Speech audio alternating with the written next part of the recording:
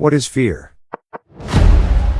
Takes, queen takes, and as soon as the knight moves, an unarmed king is left all alone with a black bishop and queen. But how did we get here? Well, we played the Caro Kann Defense, in a rather despicable and shameless manner.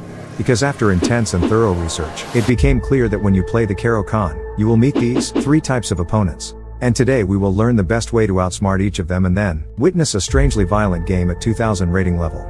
This type of opponent will insist on playing e4, knight f3 and bishop c4, come what may. But an immediate strike at the center will lead to the exchange variation of the Caro Kann, and a very weird position for an e4 player. d4 is by far the most common move, and the following is where your pieces belong as black. h3 we take the knight, but what's our long-term plan? It's king safety. And, as you shall see shortly, a devastating queen-side assault which starts as soon as we play the moves a6 and b5.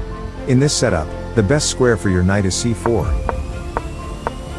supported by the rook on c8, and the malicious intention to drive these pawns straight into white's space. What is white gonna do? Because any move he plays on the queen side will likely create weaknesses in his camp and give you the advantage. His best plan is an attempt at your king's side. Which means you have to find a way to skillfully combine attack with defense, but that's the essence of chess anyway. Fortunately, this is one of the best defensive formations in chess, and if for some reason this knight is taken, this is also a very solid defensive formation. Speaking of defense, the most aggressive opponent you will face is an advanced variation player. d5 takes up space, points the attack at your king's side and sets the stage for a violent pawn storm in several lines. The best strategy to meet this aggression is often described by chess masters as deplorable, dishonorable or downright reprehensible. Bishop f5, followed by e6, after which, bishop d3 is the most common move you will meet. In case you haven't noticed, content on the Caro Kann is always about destroying white, attacking and dominating with the black pieces. Today, however, we learn how to actually defend with the black pieces, a fundamental chess skill. Bishop takes d3, queen takes, queen a5 check, bishop shields and queen a6 targets the castling path. An exchange is forced. Takes, and in this position, you can give your most aggressive opponent a move, and another move, and you will still be fine. That's how secure this position is. But the plan is disgraceful. We attack the center by placing the knight on f5, accompanied by the c5 break, making this pawn a permanent weakness. Bishop before develops the last piece, takes, and king d7, is how you suck the life out of a chess game, and frustrate your aggressive opponents into a slow and boring death. Shameless, but it works. Because the central positioning of your king means that in the inevitable endgame, your king is much closer to his weaknesses than his is to yours. His is to yours.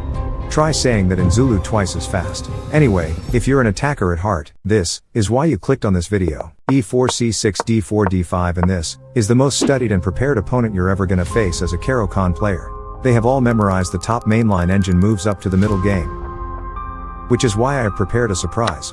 On move 4, knight f6, a cold shower, but it gets worse, because takes, and all your pieces will flow seamlessly to positions from which a devastating king side attack can be launched.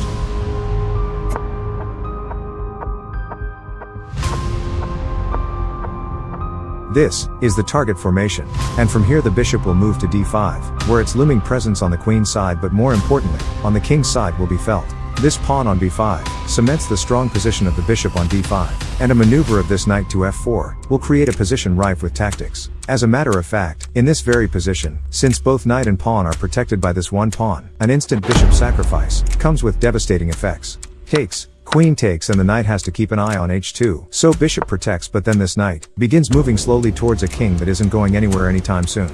Terrifying. Give me this position against Nakamura, Magnus, Carlsen, Joe Biden any day of the week, and I'll mop the floor with any of them, guaranteed.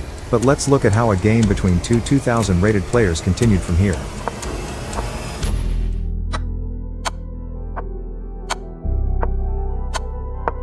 In this position, you can deliver instant checkmate, or you can wait till the last second on the clock, then deliver mate.